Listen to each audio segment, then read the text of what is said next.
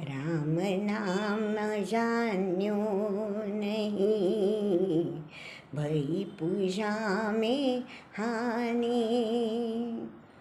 कही रहीम क्यों मानी है, जम में किंकर कानी। ओ भैया जम में किंकर कानी।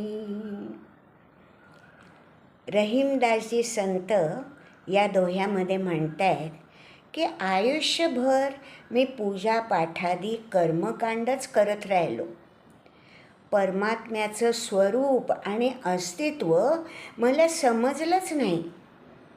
धर्म, पंथ, भाषा, संस्कृती यांच्या सीमा ओलांडून आदर्श भारतीय माणसाच्या निर्मितीसाठी इथे संत रहीमदासांचा प्रयत्न दिसतोय.